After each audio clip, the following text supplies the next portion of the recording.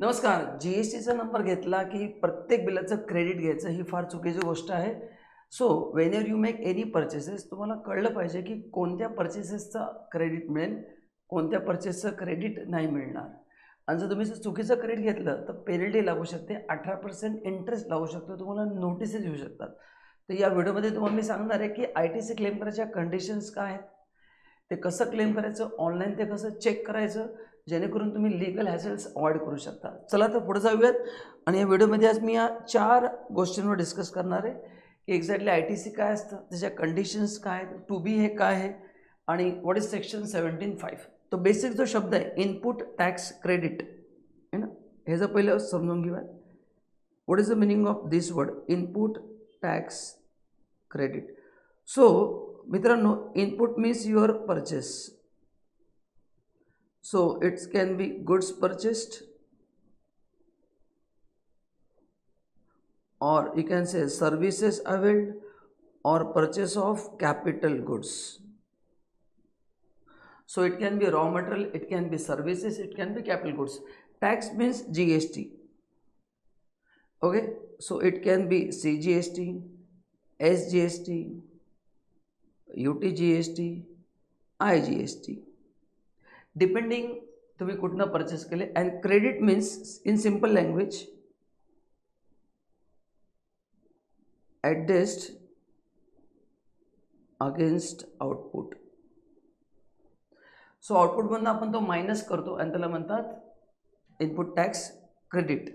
Okay, so credit means what, तुम्ही जे काय परचेस करता ते गव्हर्नमेंटकडे जमा असतं. जसं बँकेत तुम्ही पैसे जमा केले की मॅसेज येतो your account has been created. Similarly तुम्ही जे परचेस करता त्याचा GST तुम्ही ऑलरेडी दिलेला आहे गव्हर्नमेंटला.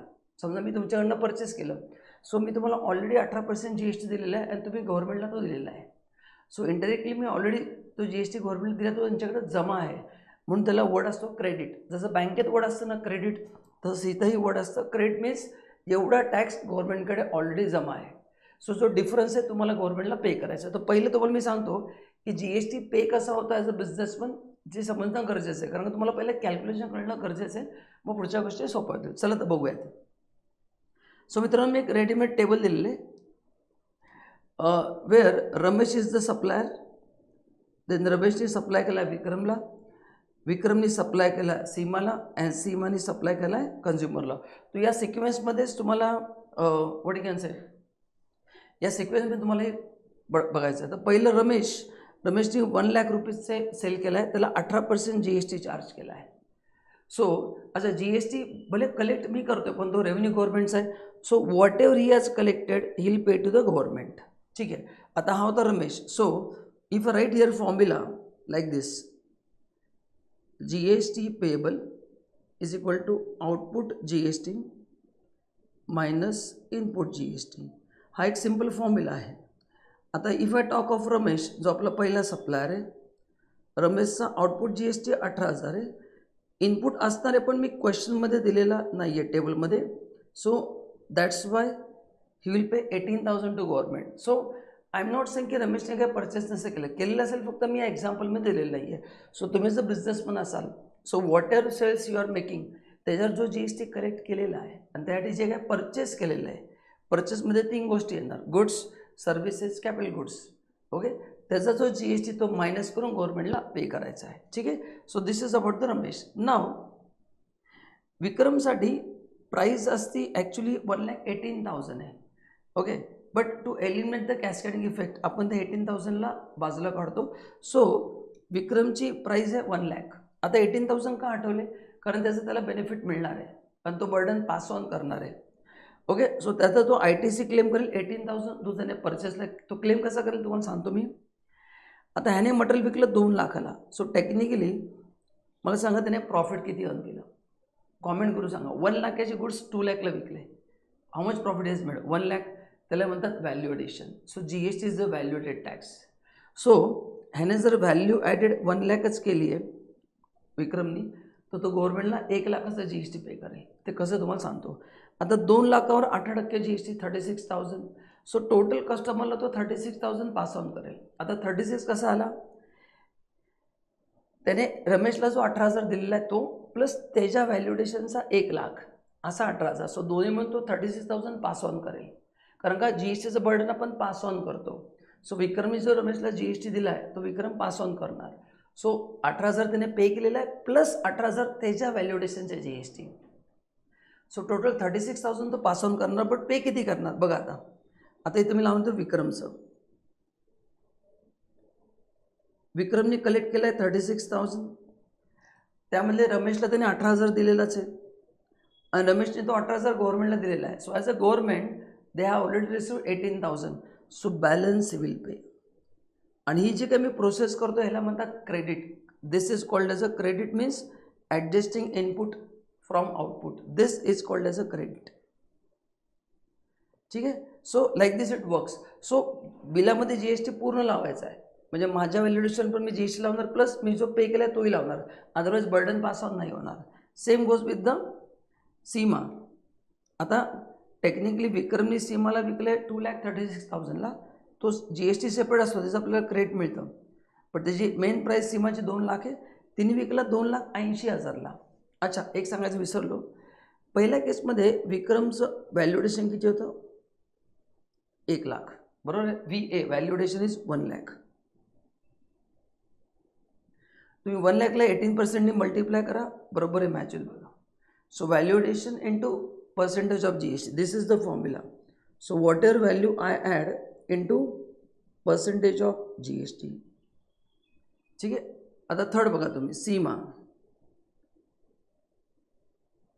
सो सीमाने 2,80,000ला विकला आहे. 2,80,000वर तुम्ही 18% काउंट करा. हे असं झालं, ह्याच्यावर 18%, ह्याच्यावर 18%, तर येईल 50,400. So Seema has collected 50,400 and this 36,000 she has paid to Vikram. So difference किती येईल? 14,400. जो लास्ट कॉलम दिला आहे विच शी विल पे. हा 14,400 कशावर आला आहे? या 80,000वर आला आहे. Okay. So same formula here again same, value addition into percentage of GST. So विक्रमचं व्हॅल्युडेशन किती होतं? 1 लाख. हिचं किती होतं? 80,000. तुम्ही याला 18%ने मल्टिप्लाय करा, तुमचा आन्सर परफेक्ट मॅच होऊन जाईल. तुमचा आन्सर परफेक्ट मॅच होऊन जाईल. सो 1 लाख इंटू 18% करा, 80,000 इंटू 18% करा, ते परफेक्ट म्हणजे परफेक्ट मॅच होईल. नेक्स्ट, आता लास्ट आहे कन्झ्युमर. तो कन्झ्युमरनी पे केलं 50,400. Now is the ultimate user. He can not pass on burden to anyone. त्याला ते बर्डन बेअर करावं लागणार आहे. He has to bear that burden. ठीक आहे. So this is how it works. This is how it works. So finally गव्हर्नमेंटला किती मिळालं बघा तुम्ही. If you take total of this it comes to exactly 50,400. So चेनमध्ये असं वाटतं की प्रत्येक माणूस डबल टॅक्स लागतो. डोंट वरी, तो त्याला क्रेडिट पण मिळतं. बर्डन पास ऑन करण्यासाठी मला इन्व्हॉइसमध्ये पूर्ण GST लावाच लागतो, पण मी पे करताना कुठला पे करतो? As per this formula. This is called is a multi point tax system. की रमेशने टॅक्स लावला, विक्रमने लावला, सीमाने लावला, पण तो लावला व्हॅल्यू ॲडिशनवर. कशावर लावला? व्हॅल्यू ॲडिशनवर. So this is how GST works. ठीक आहे. सो तुमचा जर बिझनेस असेल तर like this you can take credit. पण आजचा फोकस पुरा या कॉन्सेप्टवर आहे. हे तर तुम्हाला फॉर्म्युला सांगितला आहे ना. सो एक क्रेडिट क्लेम करण्यासाठी तुम्हाला खूप साऱ्या कंडिशन्स आहेत. म्हणजे GSTचा सेक्शन 16 आहे. ओके, त्यामध्ये ह्याच्या कंडिशन्स दिलेल्या आहेत, त्या फुलफिल झाल्या तरच आपण क्लेम करायचं. लोक काय करतात, त्यांना वाटतं की मी GSTचा नंबर घेतला आहे, करेक्ट ना. फॉर एक्झाम्पल समजा मी घरी फ्रीज घेतला आणि मी GSTचा नंबर आहे, लोक काय करतात, फ्रीज घेऊन देतात GST नंबर आणि क्रेडिट क्लेम करतात, which is wrong. This is called as a wrong availment of credit. 18% तुम्हाला GST इंटरेस्ट लागेल त्यावर. तो सेक्शन 16च्या कंडिशन चेक करायच्या. प्लस अजून एक सेक्शन आहे, सेक्शन 17(5), त्याला म्हणतात ब्लॉक्ड क्रेडिट. ब्लॉक मतलब या गोष्टींचं तुम्हाला क्रेडिट मिळणार नाही. जसं goods purchase for personal consumption. आणि मी जिम लावली आहे, माझ्या जिमवर पण GST. आता सांगा त्याचा माझ्या बिझनेसचा काही संबंध आहे का? नाही. सो हा फॉर्म्युला अप्लाय करताना, फॉर्म्युला अप्लाय करणं फार सोपं आहे थेरॉटिकली, पण प्रॅक्टिकली तुम्हाला चेक करता आलं पाहिजे की सेक्शन 16च्या कंडिशन फुलफिल झाल्यात का नाहीत, आणि 17(5) चेक करायचं. या 2 चेक झाल्या, then you can take the credit. आणि हेच आम्ही ITEPमध्ये प्रॅक्टिकली शिकवतो. सो आता जो पुढचा पार्ट मी तुम्हाला थेरॉटिकली सांगणार आहे, तुम्हाला तो प्रॅक्टिकली शिकता येईल. कारण का पेपरवर सॉल्व्ह करणं, क्लासमध्ये सॉल्व्ह करणं, it's very easy. But Wien you go in industry, ज्या तुम्हाला लाखो कोटीचा डेटा दिला जातो आणि तुमची जर एक मिस्टेक झाली तर 18% इंटरेस्ट तुमच्या ओनरला पे करावं लागेल, जेणेकरून मग तुमचा जॉब जाणारच आहे, कारण का तो तुमच्या सॅलरीपेक्षा त्याला जास्ती इंटरेस्ट द्यावं लागेल. सो अशा लर्निंगचा काही उपयोग नाही, म्हणून प्रॅक्टिकल लर्निंग येणं गरजेचं आहे. And that is the focus of ITAP. हा जो कॉन्सेप्ट मी तुम्हाला थेरॉटिकल सांगितला, प्रॅक्टिकली किती लोकांना करता येईल मला सांगा, कॉमेंटमध्ये उत्तर द्या. So that we do in our session. Okay, नाव 5 कंडिशन्स मी इम्पॉर्टंट दिल्या. तुम्हाला जर ITC घ्यायचं असेल तर पहिलं माझ्याकडं व्हॅलिड टॅक्स इनवॉइस पाहिजे. न व्हॅलिडचा अर्थ काय की ओनली इन्व्हॉइसचा उपयोग नाही आहे, त्यामध्ये इथे काय तिच्या रिक्वायरमेंट्स आहेत. ओके, फॉर एक्झाम्पल सप्लायरचा GST नंबर, माझा GST नंबर, करेक्ट ना, बिल नंबर पाहिजे, सिरियली डेट पाहिजे, प्रोडक्टची क्वांटिटी पाहिजे, त्याचा HSN कोड पाहिजे, सर्व्हिस कोड पाहिजे, टॅक्स रेट सेपरेटली मेन्शन केला पाहिजे. सो त्याचे जे बेसिक डिटेल्स आहेत ॲज पर रूल 46 ते कंडिशन फुलफिल होणं गरजेचं आहे. सेकंड, गुड्स रिसीव्ह होणं पण गरजेचं आहे, करेक्ट ना. म्हणजे काय की काही केला बिल देऊन जातं, गुड्स याला 1 महिना लागतो.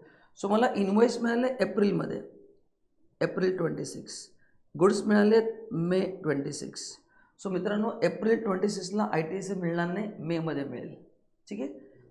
तिसरं, आता मी तुमच्याकडनं परचेस केलेलं आहे, तुम्ही त्याचं रिटर्न फाईल करणं गरजेचं आहे, कारण का माझा परचेस आहे तर तुमचा सेल्स आहे. जोपर्यंत तुम्ही GSTR1 अपलोड करत नाही तोपर्यंत माझ्या 2B दिसणार नाही. So supplier need to be genuine. तुम्ही जो त्याला GST पे केला आहे त्याने ते अपलोड करणं गरजेचं आहे. So you need to check the genuineness of the supplier. Fourth, आता सप्लायरकडनं मी उधार मटेरियल घेतलेलं आहे, त्या बिचाऱ्याने GSTचं रिटर्न फाईल केलं, इन्व्हॉइस अपलोड करून टाकलं, मला क्रेडिट पण मिळालं. म्हणजे बघा, मला इन्व्हॉइस मिळालं, गुड्स मिळालं, क्रेडिट मिळालं. Now I am in a safe zone.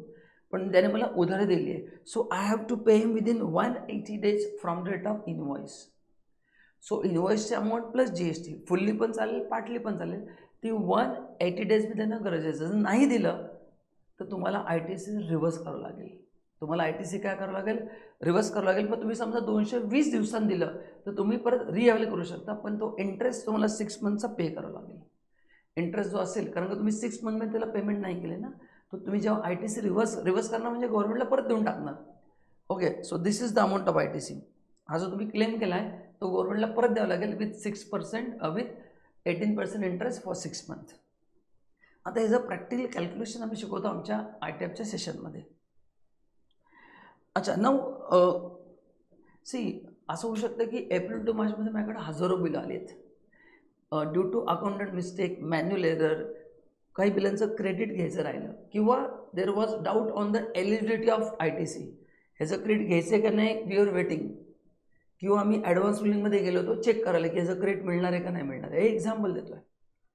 Okay, किंवा काही डिस्क्रिपन्सी आहे, काही कन्फ्युजन आहे, सो आपण क्रेडिट क्लेम नव्हतं केलं तर can we take credit later on? Yes, but last date आहे नेक्स्ट फायनान्शियल इयरचा 30th November और actual date of filing annual return whichever is earlier. So technically annual रिटर्नची due date असते 31 डिसेंबर, पण ती ड्यू डेट आहे ती जर मी 26 ऑगस्टला फाईल केलं तो 26 ऑगस्ट और 30 November, which ever is earlier is 26 August. पण मी जर फाईलच नाही केली तर मग ते 30 नोव्हेंबर होईल. सो हे तुम्हाला 5 इम्पॉर्टंट गोष्टी तुम्हाला चेक करायच्या आहेत. अजूनही कंडिशन्स आहेत, पण या जे मेन कंडिशन तुम्हाला मी सांगत आहे. नाव आता कंडिशन फुलफिल झाल्या. Now your sales return is GSTR1 आणि ते माझ्यासाठी असतं 2B. So 2B is the main document, जे ते पोर्टलला ते दिसतं तरच मी ITC क्लेम करू शकेल. सो पहिलं आधी होतं 2A, नंतर आलं 2B. ना 2A जे आहे ते डिस्कंटिन्यू केलं, कारण का त्यामध्ये लोक रिअल टाईम चेंजेस करायचे, मग ITCची अमाऊंट सारखी चेंज व्हायची. 2Bने काय केलं, 2Bने अकाउंटंटवर, बिझनेसमनवर खूप जबरदस्त वाउच आणलं आहे. वाउच इन द सेन्स की now you need to do accounting very properly. एखादं बिल मिस झालं तर you can take credit in the next month only. So as a accountant, as a GST consultant, you need to be very careful. ठीक आहे. So it is only it's old information. So 2Bची जी date असते, आता तुम्ही sales return file करता, GSTR1ची official date आहे ॲज पर ॲक्ट 10 आहे, पण ॲक्च्युली 2 डेट्स आहेत. तुम्ही जर QRMP स्कीममध्ये असेल तर 13 आहे, अदरवाईज 11 आहे. सो तुम्ही 11ला फाईल केलं तर माझ्या पोर्टलला 12ला दिसेल, 13ला फाईल केलं तर 14ला दिसेल, तर 14ला माझ्या पोर्टलला दिसेल. ठीक आहे. आणि लॉक्ड आहे, हे नंतर अपडेट होऊ शकत नाही आणि यामध्ये कुठलाही झिरो मिसमॅच अलाउड नाही आहे. सो यामध्ये जेवढी इन्व्हॉइस दिसतील तेवढंच क्रेडिट मिळेल. सो मी तुमच्याकडनं 15 इन्व्हॉइस घेतले, 15 वेळा बिल मटेरियल घेतलं आहे, पण तिथे पोर्टलला 12 इन्व्हॉइस दिसत आहेत. तर मला 12 इन्व्हॉइसचा जो GST तेवढाच क्रेडिट मिळेल. जे रिमेनिंग 3 GSTची इन्व्हॉइस आहे त्याचं काय, ते नेक्स्ट मंथला मिळेल. या महिन्यात त्याचं बेनिफिट मिळणार नाही, हे लक्षात ठेवा. सो 14 तारखेला काय करायचं तुम्हाला, टू बी डाउनलोड करायचं आहे. तुमच्या परचेस बरोबर ते मॅच करा की आपण जे परचेस केलं ते बरोबर आहे का नाही. काही मिसिंग असेल तर तुमच्या सप्लायरला सांगा. एक ऑप्शन आहे GSTR 1A म्हणून, तो यूज करायला सांगा आणि त्यानंतरच तुम्ही 3B काय करा, फाईल करा. सो ह्याच्यावर मी एक डिटेल व्हिडिओ बनवला आहे ऑलरेडी, तो तुम्ही एकदा व्हिडिओ बघून घ्या. प्लस ही 3 व्हिडिओची सिरीज आहे, ह्याच्यावरती पण एक मी व्हिडिओ बनवला आहे, तो पण नक्की बघा. ना 17.5 इज ब्लॉक क्रेडिट. ना व्हॉट इज ब्लॉक क्रेडिट, काही गोष्टींचा क्रेडिट नाही मिळत even though I am using it in business. जसं मोटर व्हेकलचं बिलो 13 कपॅसिटी असेल, 13 सीटर, तर क्रेडिट नाही मिळत. 13च्या वर असेल तर मिळेल, पण 13च्या खाली असेल तर नाही मिळणार. पण काय लॉजिक आहे गव्हर्नमेंटचं, लॉजिक आहे की ते मोटर व्हेकल तुमच्या बिझनेसचा जर पार्ट असेल, तसं मी कन्सल्टंट आहे, सो मला मोटर व्हेकल मॅन्डेटरी नाही आहे. पण ज्यांचा ट्रान्सपोर्टचा बिझनेस आहे, ड्रायव्हिंग स्कूल आहे, व्हेकल डीलर आहे, त्यांचा बिझनेसच गाडी विकणे किंवा गाडी सप्लाय करणे, त्यांना क्रेडिट मिळेल. सो मी BMW परचेस केली आहे, तो जो डीलर आहे BMWचा, त्याचा बिझनेसच काय, गाडी विकणे, त्यासाठी कार इज अ फर्दरन्स. सो त्याला ITC मिळेल, कारण त्याने कंपनीकडनं परचेस केलं आहे BMW, त्याला त्याने ITC दिलेला आहे, GST पे केला आहे, माझ्याकडनं त्यांनी कलेक्ट केला आहे. ह्याचा डिफरन्स तो गव्हर्नमेंटला पे करेल. ठीक आहे. So this are works. So ज्यांच्यासाठी जसं कार ड्रायव्हिंग स्कूल, त्यांच्यासाठी कार इज द फर्दरन्स.